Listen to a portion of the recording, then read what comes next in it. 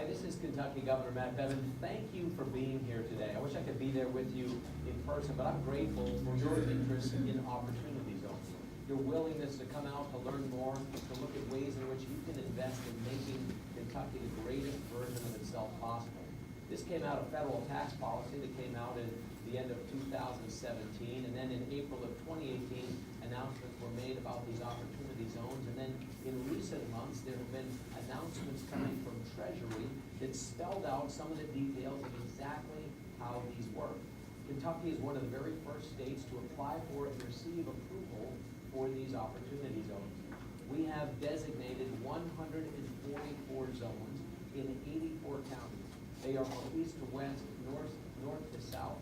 They are in rural and urban communities. These are communities that have tremendous untapped potential, that have been historically more economically depressed than other areas, but sometimes just for lack of capital. Now there are financial incentives for people to be able to invest in these communities. Thank you for wanting to learn more. Ask questions, take notes, challenge one another, share information.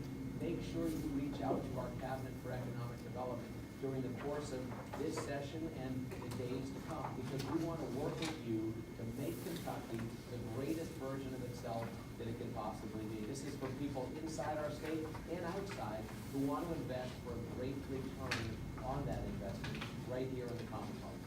We are Kentucky. And so you know what to expect today. I'm going to do a presentation on what exactly the opportunity zones are, where they are, how you invest in them, how investors benefit from investing in them, and how you as a community member or business owner can benefit from this program. This presentation will be available at kyoz.com. That will be available today, so you don't have to worry about writing everything down. It will be available online for you to access. And then after the presentation, we'll take questions from you. For all of you who are watching online, after the presentation, you can email your questions to econdev, ECONDEV, @ky.gov, and we can answer your questions as well. So what are opportunity zones? How many here know a lot about them?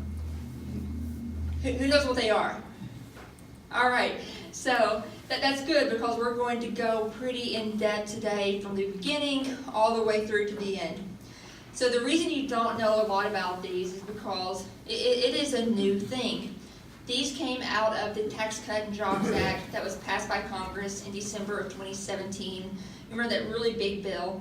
There were just a few pages in that bill that dealt with opportunity zones. And what that bill did is it gave states, the governors of every state, 90 days from the date that bill passed to designate certain areas in each state as opportunity zones. 90 days for state government to undertake this massive project. So we at the Cabinet for Economic Development got very busy at the beginning of 2018. And what opportunity zones are, they're low-income, distressed areas of the state.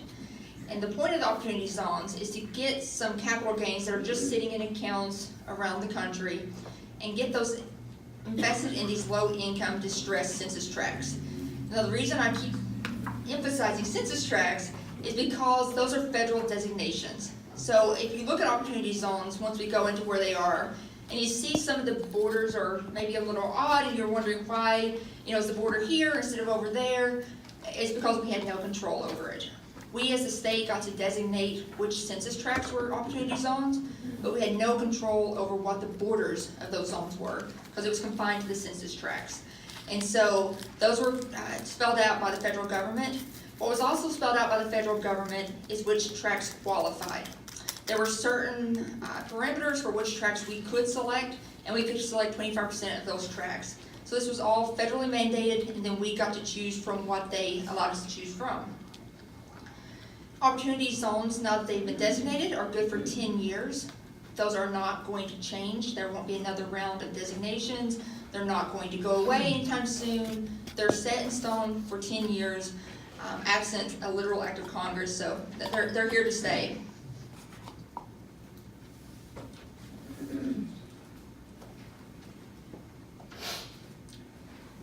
So this is the timeline of how opportunity zones came about. you see December 22nd, 2017 is when the law was passed. On March 21st of 2018, Governor Bevin submitted Kentucky's proposed opportunity zones to the federal government. And on April the 9th, the Treasury Department certified our opportunity zones and made them official. So what qualified as an opportunity zone? What did we have to pick from? To qualify as a low-income distressed census tract, a tract had to have at least 20% poverty, or if it was a metropolitan area, it could have 80% of the median income of the metropolitan area, or 80% of the median income of the state. Or if it was a non-metropolitan area, a rural area like most of Kentucky, it could have up to 80% of the median income of Kentucky. That was the universe of tracts that we had to work with. Kentucky had 573 of those eligible opportunity zone tracts. We in Kentucky, just like every other state, were allowed to pick 25% of those eligible tracts as opportunity zones. So that gave us 144 tracts that we could pick. You see there the 5% of tracts, so 8 tracts could be contiguous, those low-income tracts, and there were some other requirements with those, but by and large, they had to be those low-income tracts. So the question we get asked a lot is, how did you select the zones? And when we got this project and this opportunity, we thought a lot about how to select opportunity zones in Kentucky. What we didn't want to do is put anyone in a situation, especially the governor, where he was personally picking winners and losers. We didn't want it to be a subjective process. We wanted this to be very data-driven, apolitical process. And so what we did is we came up with a multi-step process of selecting where opportunity zones would be in Kentucky. The first thing we did is we used the enterprise mapping system that was put together by a national nonprofit. And what that did was take every eligible opportunity zone in America, put them on a map, and then score those zones based on a variety of factors: housing, health, income, mobility, all those kind of things. And we took Kentucky and we looked at the bottom 60% of eligible opportunity zone tracts for those factors. What we were looking for was the most distressed of our distressed areas. And from that, we built kind of what we looked at as the ideal opportunity zone map for Kentucky. But then we knew that, okay, this is what the data says, but no one knows these communities better than the locals do, the local governments, the local economic development folks. So we then sent a request for information out to every judge executive, every mayor, local economic development groups, anyone we could think of, and we said, here's what we need from you. We need you to tell us where in your area would most benefit from being an opportunity zone. Where in your area has projects that could benefit from investment, or do you have ideas for projects that could get off the ground if they just had the capital? And tell us how you would use this designation. From that request for information, we got about 83 responses back, and a lot of those were regional. We got a big one from One East Kentucky, a big one from Northern Kentucky, we got one from here in Bowling Green. We went through those requests for information responses, and we tweaked that ideal map. So if, say, Warren County had a certain tract from the ideal map, the locals said, no, it would be better used over here, well, we moved that. Because, again, the locals know your area better than even the data does. So that was step 2. Step 3 is we looked at anywhere that gotten new market tax credits, because the criteria for this program is very similar to new market tax credits. And if you've got investment through new market, you've demonstrated you can attract investment, that's a plus for this program. So we added those onto our map. And then our final step, because this is very community driven, the success of this depends on the communities and the local businesses, is if there was a tract on the map where that local community did not respond to the request for information, we took them off the map. And we added in anybody who did not have a tract but had responded to the request for information. And that was because we put a lot of value on how engaged the communities are in this process. So that's how we selected them. And these slides, again, this will be available online. This just breaks down what I just told you a little bit more. That link at the bottom, the enterprise community, that's the mapping tool that we used. So if you want to go on there, it's still available online to the public. You can go on and see exactly what we were working with there. And I apologize, it was 67 responses we got, I was a little wrong on the number.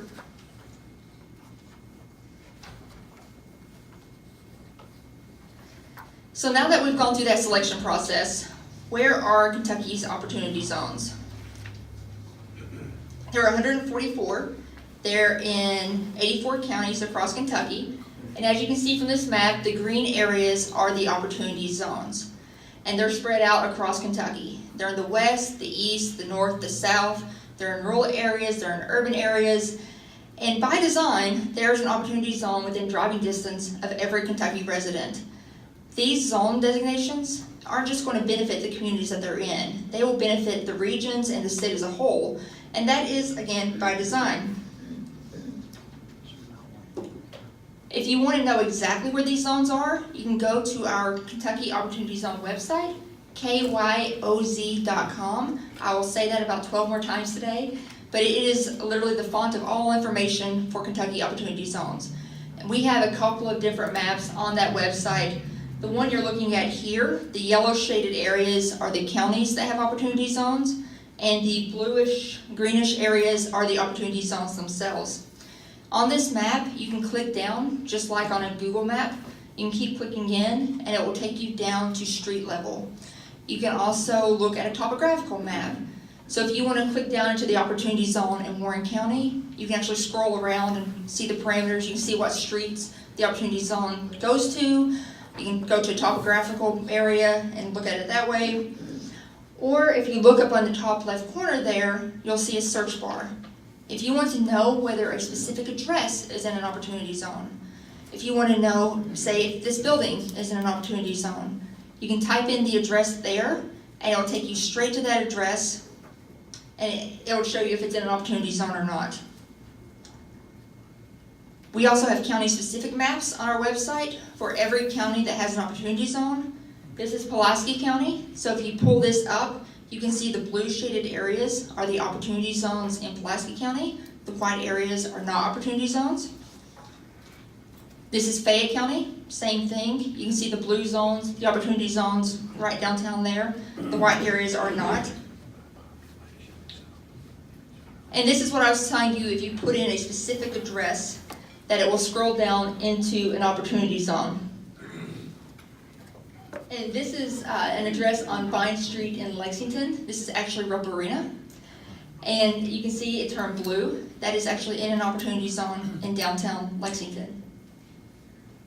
This address is Coach Calipari's house in Lexington. It is white. It is not an opportunity zone. I know you're all shocked that he doesn't live in a distressed area, but you can see the difference there. And you can also see the street level detail where you can scroll around and see what's where. So now that you know where the zones are, how do you invest in them? How do you use these? So opportunity zones have to be invested in through something called opportunity funds. And this is a completely new concept in how kind of funds work. The big thing to take away from this, and I think a lot of confusion, is you can only put capital gains into these opportunity funds and get the tax benefits. So there's been a lot of confusion around that about people wanting to put in, other money. You can do that, but you won't get the tax benefits. So this is a vehicle to get capital gains into opportunity funds, into these zones, and help these distressed areas.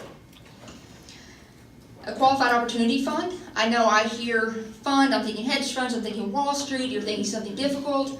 These are actually pretty simple, or as simple as the IRS is going to make anything. An opportunity fund can be set up by a partnership or a corporation. You don't have to get pre-approval from the state government or the federal government or the IRS. You set up the fund and you file a form with your taxes at the end of that year telling the IRS that you have a qualified opportunity fund. That's how you submit that to the IRS. There's no pre-approval required. Once your fund is set up, then you can contribute your own money, you can get contributions from other people. Your fund can be set up for one project, it can be set up for multiple projects and multiple opportunity zones. It's really flexible. We've seen funds set up by companies for their own businesses. We've seen funds set up that are investing in multiple states. So there's a wide range of what can be done here. A question I get asked a lot is if certain securities laws apply to these funds. The Opportunity Zones laws are a subset of the revenue code. So if a securities law would apply normally, it will still apply. That doesn't get you out of normal securities laws.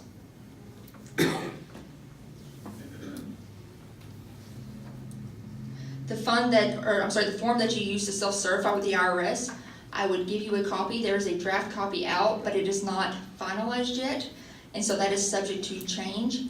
The final copy was supposed to be out already, but as you may have heard, the federal government is having some issues right now. Treasury is not being funded, so everything is delayed just a little bit. So why would somebody want to invest in an opportunity fund? Remember, these are distressed areas that these zones are in, so the investment is probably going to be a little more risky than some other investments. Well, Congress gave investors some pretty nice tax benefits for investing in these funds. First, you get a temporary deferral of your tax.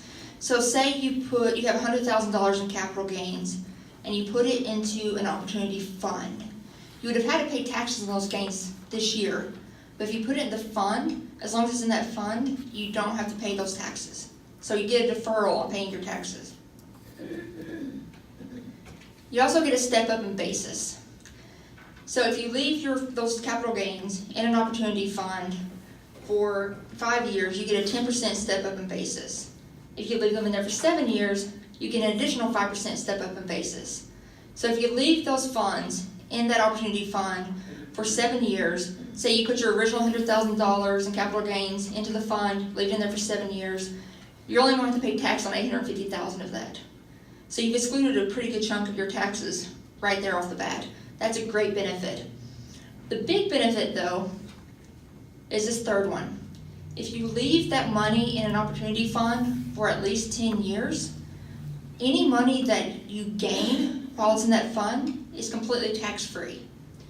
So you take your $100,000 in capital gains, you put it in an opportunity fund, hold it in there for 10 years, you're only going to pay tax on $850,000 of that original investment. But then if that fund has generated an additional, say, $200,000 in gain while it's been in there, that $200,000 is completely tax-free. So that's a huge benefit. This gives you a little bit of easy math there. Yeah, it gives you, with Susie, if she's having $100 in capital gains, she puts it into the opportunity fund. She lives in there for 10 years at 23.8% tax. Assuming a normal rate of growth, she's going to get a 5.8% return instead of a 2.8% return that she would on a normal fund. There are all kinds of these models out there on the internet. This is very attractive to investors.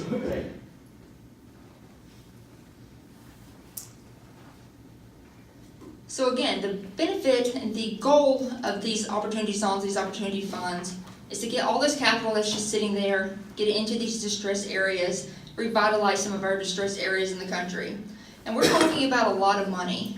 The Economic Innovation Group, which is a nonprofit that's been very involved with this program from the beginning, estimates that there's $6.1 trillion in capital gains just sitting in people's stock portfolios, corporations, just sitting there not being utilized. And so the point of this was to try to get some of that money out and into these communities and get to work. Here's the timeline of how we expect this to work, and some of this has already happened. In 2018, the IRS is supposed to release that self-certification form. I told you we have a draft of it. The final is not released yet. Also in 2018, the IRS was supposed to release additional guidance, which they did. In October 2018, we finally got the regulations on how opportunity funds were supposed to work. We'd been waiting on those since the law passed in December 2017. The reason you're seeing us really start pushing this a lot more now is until those regulations came out in October of 2018, there were a whole lot of unanswered questions about how certain things would work with these funds. Those regulations have now been released, but they're in draft form. So those regulations are not final yet. The hearing on those regulations was supposed to be held 2 weeks ago. Again, Treasury is not being funded. That hearing has been postponed. So I can't tell you when those regulations will be made final. But the situation we're in now is if you act now under the regulations as they stand today, there's a safe harbor, you're completely protected, you can legally act under the regulations as they stand. I mentioned this though to tell you that I do expect there to be some amendments to those regulations, and so they will probably change in the next month or two, some tweaks to how things currently stand.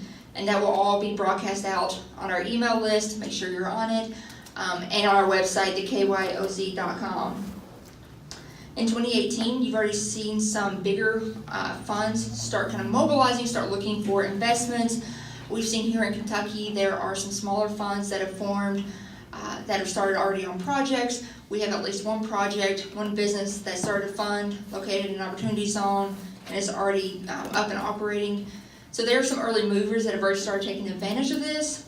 But what we expect is 2019, this year, is when you'll see people really start moving on this. You'll see investors start investing, you'll see funds start forming in mass, and then in 20 and 21, you'll see that ramp up a little bit more, and this will get really busy. Kentucky has been at the forefront of opportunity zones from the beginning. From the first time that someone walked into my office and said, do you know anything about these opportunity zones? And I said no, and I should have quit my job right then.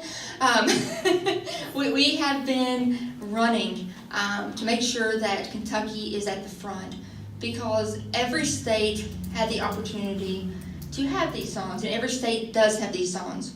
And so we knew this was not something exclusive to us, and so to make sure that Kentucky got the most benefit from this, we knew we had to be out in front. We had to make it as easy as possible for investors to put their money in Kentucky. And that's what we've been working on from the beginning. Kentucky was one of the first states certified to have their opportunity zones certified. I think there were 13 in the first round. We were one of them. We also have, I've been told by several outside groups, the very best opportunity zone website in the country, kyoz.com. That has all the information that investors, that communities, that developers are going to need to take advantage of this. And the cabinet is very, very invested in making sure that these are a success, as is Governor Bettman. He is personally invested in making sure that these work well in Kentucky. So how do communities take advantage of these? So a lot of you here, how many of you here have an opportunity zone in your community where you're from? A lot of you. So now that you have the opportunity zone designation, how do you use it, right? That's the question. Well, unfortunately, investors are probably not just going to show up on your courthouse steps or on the steps of your business and say, here's our money, please take it.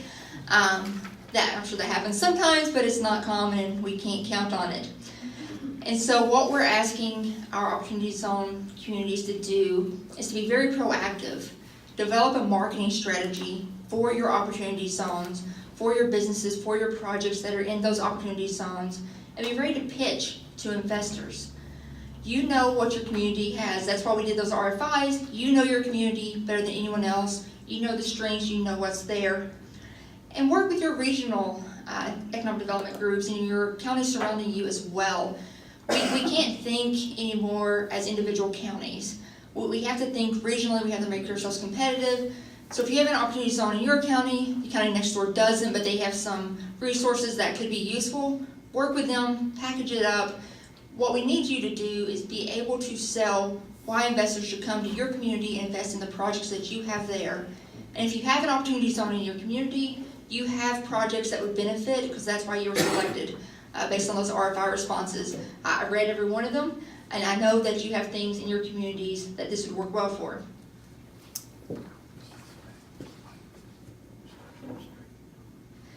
So you've heard me talk a little bit about qualified opportunity funds.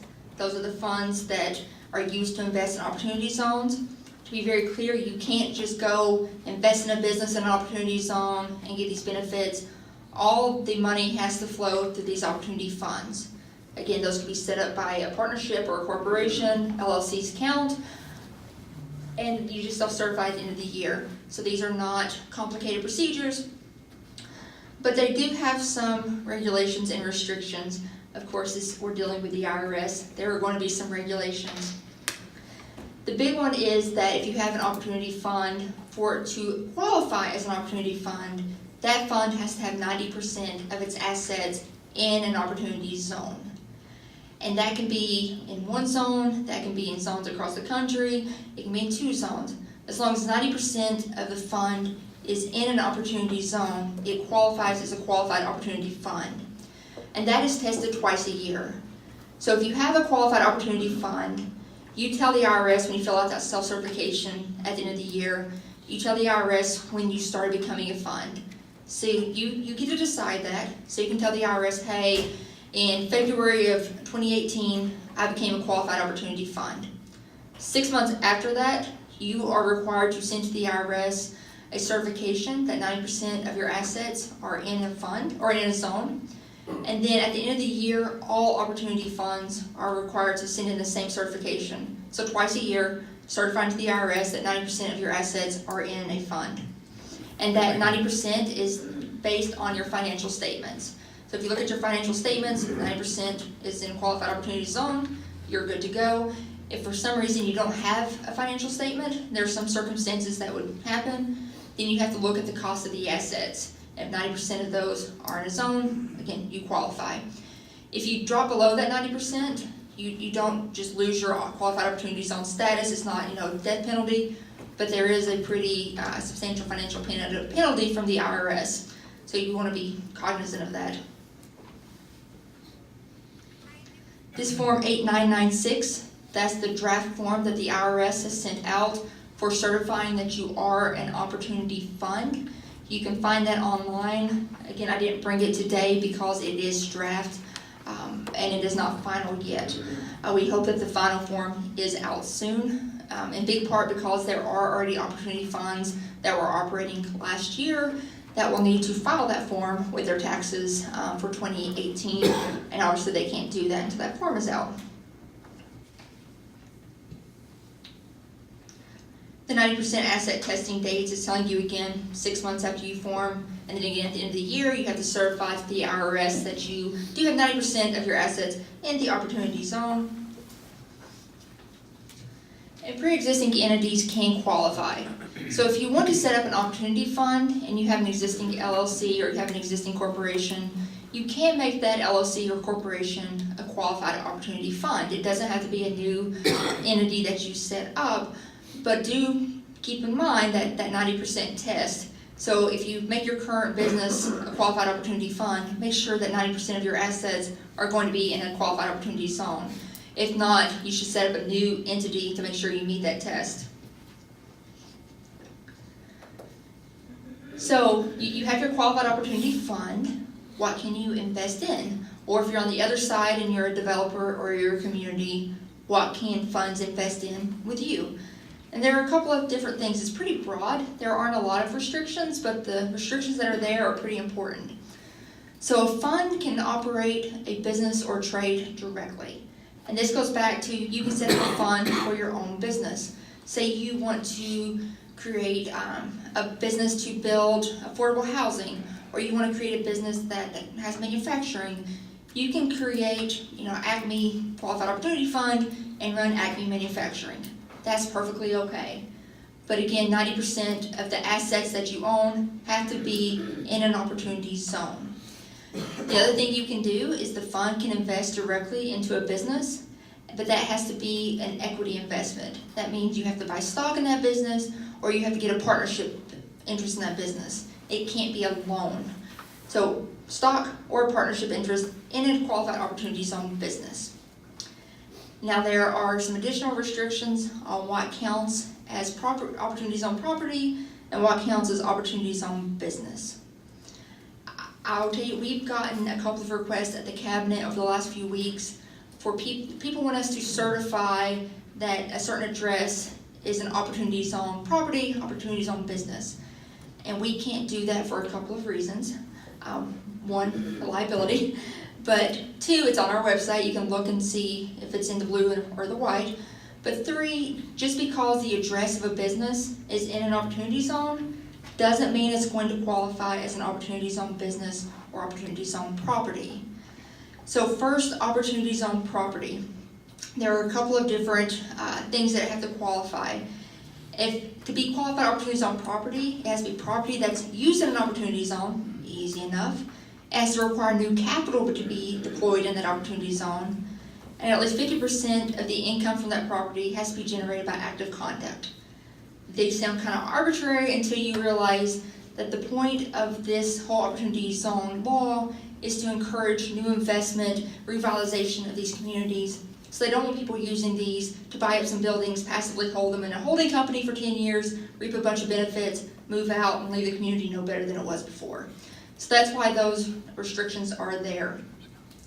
To qualify as an opportunity zone business, you have to have what the IRS has called substantially all of your assets in an opportunity zone. Right now, that is defined as 70% of your assets in an opportunity zone, within an opportunity zone. So that doesn't have to all be in the same opportunity zone, it just has to be in an opportunity zone. So if your business has multiple locations, you can have 50% of your assets in an opportunity zone here, 20% more in an opportunity zone here, and you qualify, but it has to be 70% of your assets have to be in an opportunity zone for you to qualify as an opportunity zone business. We have heard from several businesses around Kentucky that are looking at expanding or looking at creating new businesses or that kind of thing, that this is a very weird way to look at something. It's very hard to tell if you qualify, and we agree. We absolutely agree. I told you that those regulations were draft. The IRS took comments from the public on those regulations, and there were, I want to say 10 to 12 comments specifically about that 70% has to be in an opportunity zone to qualify as an opportunity zone business. People asking the IRS to simplify that, to make it a lot easier to qualify as an opportunity zone business. I tell you that, keep an eye on it. We're hoping that they do change that. If so, we will certainly publicize it, because if they make that easier to qualify, obviously that will help a lot of our businesses here in Kentucky. But right now, 70% or more of tangible property has to be in an opportunity zone, which brings up the next question. And tell me if I forget to click forward. What is considered tangible property in an opportunity zone? And that gets a little more difficult. So to be considered tangible property that's used in an opportunity zone, there are a couple of requirements. One, the property has to have been purchased after December 31st, 2017. Easy enough to figure out if that's true. The original use of the property has to have been in an opportunity zone with the opportunity fund, or the fund has to substantially improve that property. And what that means with the original use, basically, say if you have real property, it means you had to build the building. That's the only way to get original use for real property. Substantially improve means that you had to basically invest double what you bought the property for in that real property. And what the IRS has told us is that the basis of the building is all that has to be considered there. So if you buy a building and land for $130,000, the building was $100,000, land was $30,000. You can disregard the $30,000 you paid for the land. You have the $100,000 basis in the building. You have to put another $100,000 into that building to be considered to have substantially improved that building. So that's the second requirement. And then the other part is that during substantially all the time that the fund owns that building or the business owns that building, it has to be in an opportunity zone. So, and don't ask me what substantially all means in that context, because the IRS has not defined it. And it means different things in different places in the code. But those are the three requirements. And I can tell I'm going to get some questions about that from the confused looks I'm getting. There is a safe harbor with qualified opportunity funds, because the IRS realizes that, I'm sure, the same thing that all of you are realizing, especially if you're developers. You can't spring a business fully formed out of the earth the second that this law went into effect. And you can't expect people to invest in something, or you can't build a business and then get investments. You have to get the investments first, right? So there is a safe harbor that you have 31 months that you can hold cash in an opportunity fund without putting it into qualified property, as long as you have a business plan. So if you say you raise your capital, you have it in the opportunity fund, you have 31 months, you have to have a business plan that says, here's how I'm going to use this property for qualified opportunity zone purposes, you have to substantially follow that business plan, and then within 31 months, you have to actually do what you said you wanted to do. If you can do all of that, then your opportunity fund still qualifies as an opportunity fund. So what can you put into these opportunity funds? Again, just capital gains are eligible for the tax benefits, and you have 180 days from the date that those gains would have been realized to get those into an opportunity fund. Those gains keep the same attributes until you actually do pay the taxes after the deferral period, and if you defer some gains, you don't defer others, or if you put a bunch into an opportunity fund and then you pull some out later, it's basically treated as a first in, first out rule. It's getting a little more technical. We need to work with your accountants on that, but just so you're aware, there are processes in place to do that. If you are part of a partnership or an S Corp, there are a couple of different ways you can take advantage of investing in an opportunity fund. First, the partnership or the S Corp itself could invest in an opportunity fund by deferring gains, or if they pass those along to the individual partners or shareholders, that they can also take those benefits, but not both. The good news in Kentucky, this is not true of all states, is our tax code mirrors the federal tax code when it comes to these specific provisions. So gains will be treated the same way. So if you defer the gain at the federal level, it's deferred at the state level, and so you'll be treated the same way and get the same benefits in Kentucky. So how do you get the investment into your community? We talked a little bit about getting a marketing plan, getting those investors into your community, interested in your community. What does that look like exactly? We did the first one of these workshops in Somerset right before Christmas, and that was the day we rolled out a brand new feature on our kyoz.com website where we're allowing communities to upload onto our website the projects that you have so that investors can look at them and see if they're interested. It's kind of a one-stop marketplace, and the reason we're doing that is not just an intellectual pursuit for us. We have investors calling us fairly regularly saying, do you have X type of investment, or we're interested in this kind of thing, do you have anything? And one, we want to make sure we're giving correct information, but two, we at the cabinet do not like pointing people to certain communities or certain businesses. We want to make sure we're representing everyone equally. So what we like to do, and this is the same way we do all of our business development, is a company tells us what they want, and we say, hey, here's everything we have that meets what you need, and the company picks. That's exactly what we want to do with these. And so we have a new feature on our website where you can upload your projects, and those are available online to the public. Investors can look at them. We also have funds that are starting to send us information.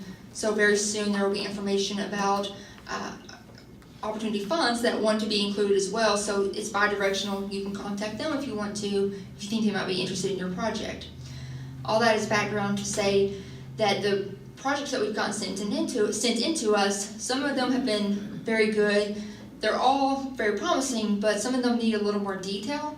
And so we want to go through kind of what we're looking for based on feedback from investors. So this is, if you go to that kyoz.com, if you scroll to the bottom, this is what you'll see. Post a project, and hopefully you can see this. But you put in where the project is, you put in the county, you put in the opportunity zone, and that will self-populate once you select the county, so you're not picking from all 144 of them. You put in a name for your project, you put in the address of the project, and then you put in the project details. What kind of project is it? We have a list of choices here, plus an other for the more creative projects. We have something where you can describe the project, you can describe the management team, you can describe kind of what you're looking for. And then, of course, the point of contact of where should people contact if they're interested in these projects. That's all good, that's what we're looking for, but remember this isn't a directory, where we're not just looking for basic information. This is a way to market your project, your community, to these investors. You have to catch their attention. And so what we really would like from the communities is, jazz it up.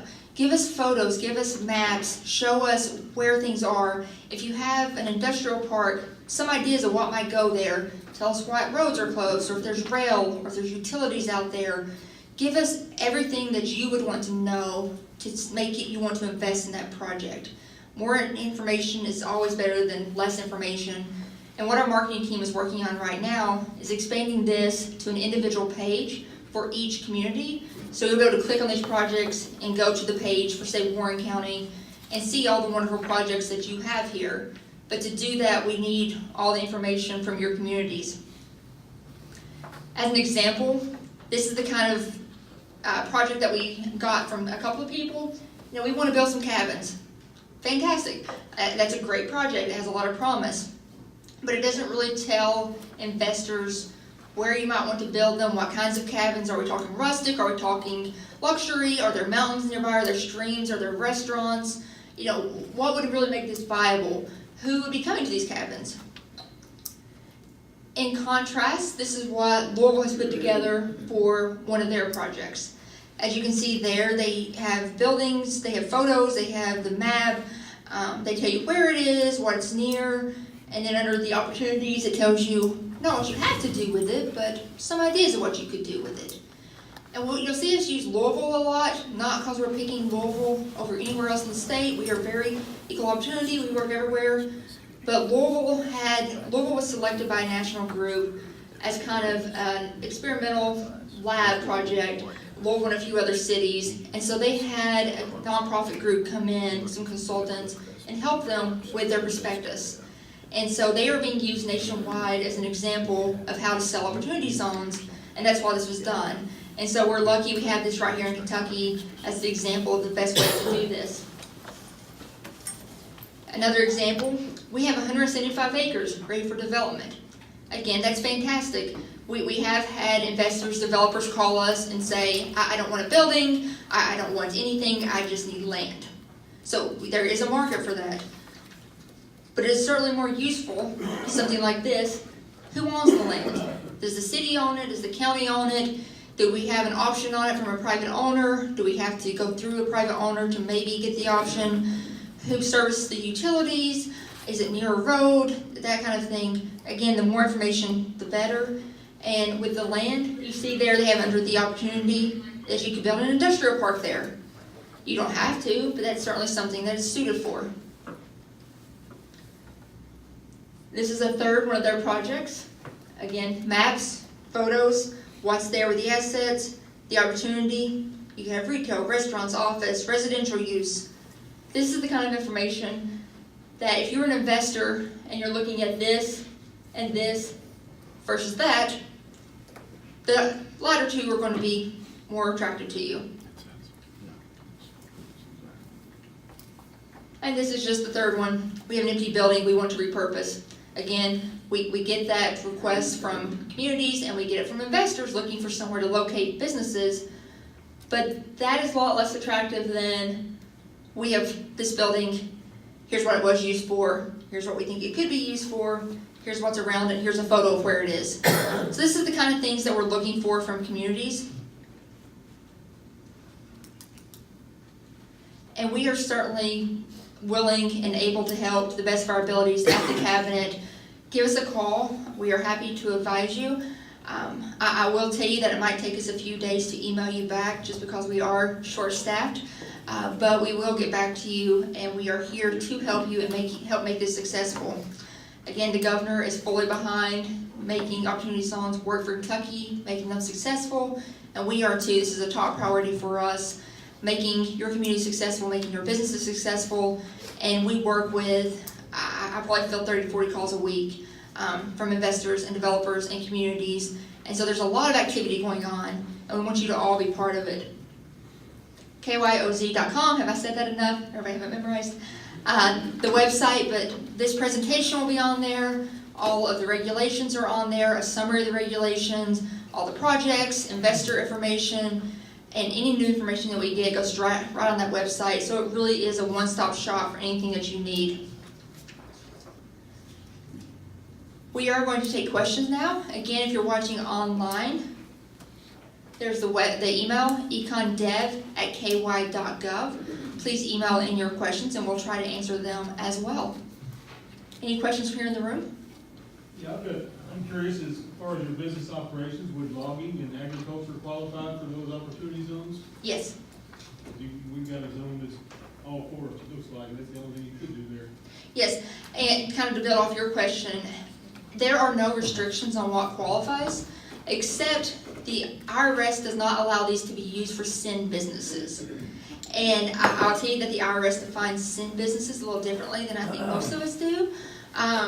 But because I don't want to leave anything out, they define sin businesses as golf courses, racetracks, gambling facilities, liquor stores, country clubs, massage parlors, hot tub facilities, I don't know what those are, and tanning facilities.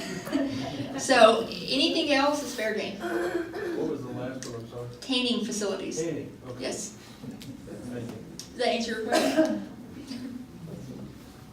Well, we've got a shopping mall, but all those are going in, so that's out. What Well, about, well, no, but- I have a question though.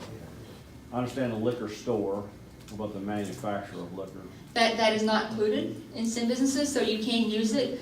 And I think you were joking, but I actually did get that question before about if you own a building, if you develop a building and you lease to those businesses, that is actually okay.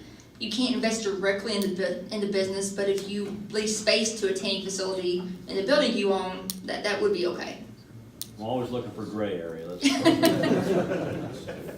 Is there any prospect that Kentucky will follow suit and offer deferral on Kentucky capital gains? The Kentucky Income Tax Code mirrors the federal, and so it will follow along and be treated the same way as the federal. Other questions? Is recovered depreciation deferred as well, or do you have to pay that at the time you sell the property? If, you have to ask the hard question. If you have the gains and it goes into the fund, and I may need to follow up with you later to get some more details, but you should be able to defer that as well. But check with me later, and we may need to talk more through your specific situation. Other questions? I thought you had answered my question when you were talking about the non-qualified financial property, and when I looked it over, and I'm not sure that it is answered. The 31 months that you mentioned that's available as the safe harbor with the business plan, it says that that's for the business, so the money has been deployed already from the fund to the business at that point. Is there a time frame in which the investors have 180 days, I think, from when they realize, or when the capital gains happen to the fund? Is there a certain time frame that the fund has to then deploy those funds to the end business, or can they hold them while they're holding them? Is that timeline going forth, or is it not until they're deployed? So the 180 days is the time that an investor has to get their capital gains into a fund. There's not per se an amount of time that a fund has to deploy those funds then out. They can't hold those funds. The only requirement is that at any one time, 90% of the assets have to be in an opportunity zone. And so you can hold up to 10% of your assets at any one time. The 31-month would qualify for an opportunity fund, though, if they were going to invest in, say, a business that was building from the ground up, and they could say, this is what we're going to do with these funds, or if the fund was building their own business, that 31 months would still apply. And that actually leads to my next question. You mentioned about the fund setting up, a business setting up a fund for their own business. I thought there was a requirement that there could be any shared ownership between the investors in the fund and the end business. That's not correct, no. Okay. What you may be thinking is, you could possibly be thinking of, you can't use gains that you realize from a related person. And basically what that means is you couldn't realize some gains from a sale to your brother and invest those. That might be what you're thinking, Okay. but no, So those of us in economic development that submit sites and buildings to the county's website, so we can do the same with these opportunity zones like you showed us, right? yes, absolutely. And we have been trying to pull in information that we already have as far as populating our opportunity zone maps with buildings that we already know exist. So if we know there's an industrial building that's empty in a zone, we're trying to go ahead and get that onto our opportunity zone map. But we certainly want you, the local communities and local economic development to send us anything that they have. And again, the more information, the better. do these capital gains have to be designated ahead of time before you sell a piece of property or something to get the capital gain? Does it have to be designated at that time, like a 1031 exchange, or can you just go back to 18 months ago, I sold a piece of property, I've got this capital gains, I can still invest it there, and I did not designate it to an opportunity zone? You do not have to designate it, but you only have 180 days from the time that you would have realized that gain to get it into a fund. Now, to follow up on your question a little bit, is it doesn't even have to be the same money. So you can get the gain, say you've got a $5,000 gain that goes into your savings account, I'll make this really easy. You could then write a $5,000 check from your checking account and put it into an opportunity fund. It just has to be the same amount, it doesn't have to be the same funds.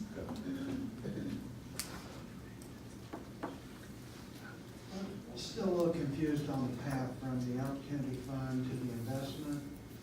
I sell a property, I have capital gains, I put it into an opportunity fund. I write a business plan on what I'm going to do with it.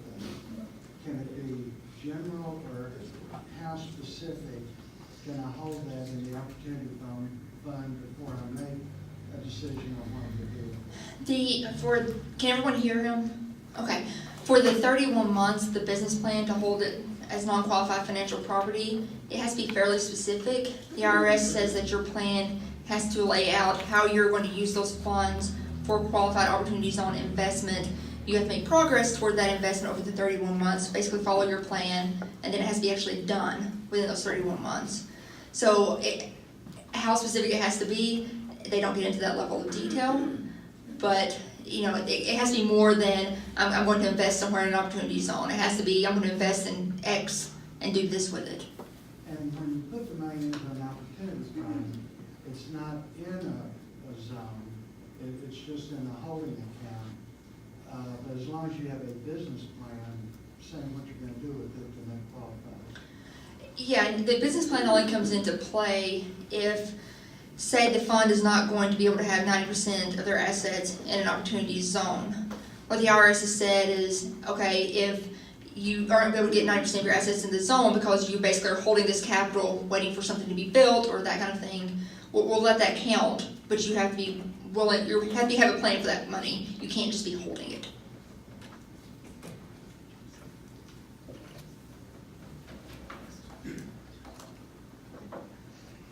Any other questions?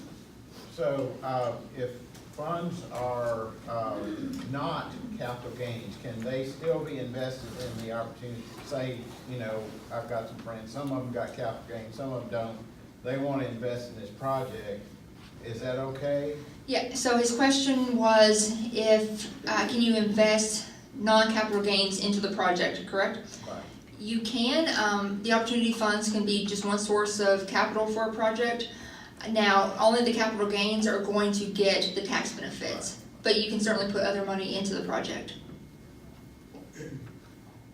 I'll follow up on that, though, the new money that you would put in, the non-capital gains, would that be qualified for the no capital gains over the 10 years? No, only the capital gains would be Only, so get those that are- benefit, yes. And I apologize, I was told to repeat the questions for our folks watching online.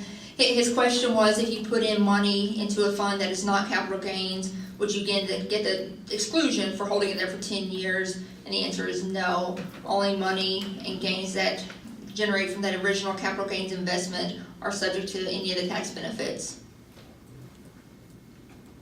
Any other questions? How about if you place an option on a property in an opportunity zone, say a 3-year option, would that 31 months apply during that option period where you don't actually have anything going on, but you've got a plan, should everything work out? His question was, if you lease property, you have an option and you're leasing property, if the 31-month holding period for qualified, non-qualified financial property would count, and it should, because you have a plan at that point for what you're going to do with it, correct? Yes. But otherwise, you'd actually have to own the property. Actually, if property that is owned or leased counts as opportunity zone property if it meets all the other requirements. Does that answer your question? Okay. So if you have a lot of capital gains investors that are pooling their interest to invest in a lot of different opportunity zones, and it's professionally managed, is the professional manager's carried interest eligible for capital gains exclusion? So in other words, if the fund that was created by the capital gains, 20% of it over time, was what the carried interest was for the professional manager who may or may not have put any capital gains into the fund, would their 20% interest be excluded from benefits? No, I don't think it would be. And that may be something, again, that we need to talk through a little more with the specific Because I can situation. envision that happening Right. on a large scale project. I'm gonna preliminarily say no, but I'll also look into that a little bit more, so I'm not 100% sure, honestly.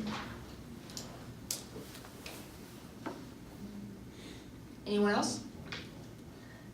I have a couple of questions that we got in advance that I'll go ahead and answer. One of the questions was, once you put your money into an opportunity fund, basically, is it stuck there? You know, you have to hold it there for 5 years, 7 years, or 10 years to get the benefits, and the answer is no. If you decide that that fund is not working out for whatever reason, you want to invest elsewhere, you can pull your money out and put it into another opportunity fund. You have 180 days to do that. So as long as you keep your money in some kind of fund, in some opportunity fund, you can get these benefits. You're not locked into one fund just because that's where you initially invest. The other question I get a lot is, do you have to go through us, Cabinet for Economic Development, State of Kentucky, to do these projects or to set up a fund? And absolutely not. This is all private sector driven. That's the way it was set up. That's why we hope it will be very successful. But we do encourage you to involve us in your projects for a couple of reasons. One, we can hopefully have some good information and be helpful to you. But two, for certain kinds of projects, we might be able to layer on some additional incentives or some additional financing help or that kind of thing, some other resources that would make your project even more beneficial. The other thing is that the president recently signed an executive order giving opportunity zones some preference for some federal tax dollars, or some federal dollars. So there are some additional resources that you can get. So we do encourage you to let us know what you're doing and see if we can be of assistance. And the other thing is that, quite honestly, we like to know what good things are coming out of this. And so, you know, I've had several people come up and tell me of the projects that they're doing, and they don't really want anything from us, but it's fantastic to know what they're doing. And it's also beneficial if I know that this company over here is trying to do something that a company over here has already done successfully, with permission from both parties, if I can connect them, it's beneficial for all involved. So use this as a resource, but you're certainly not required to. The other question that I get a lot is, what if part of my business is in an opportunity zone and some is not? I touched on this a little bit earlier. We have several businesses in Kentucky that are either forming or new businesses that are basically sitting on the line of an opportunity zone. So part of it is in the zone, part of it is not. If they were scooted over a couple of feet or whatever, they would be completely qualified. Right now, they have to meet that 70% test. 70% of their assets have to be in the zone. I will tell you that is one of the changes that we requested from the IRS. Is basically, if you were sitting in an opportunity zone and the only reason you might not qualify is because part of your building just happens to be arbitrarily on the other side of the census line, but you should qualify for all of it in a zone. That makes sense to us, but we don't know if the IRS will do that. But as of right now, 70% of your assets have to be, even if you're sitting right on the census line. All right, any other questions?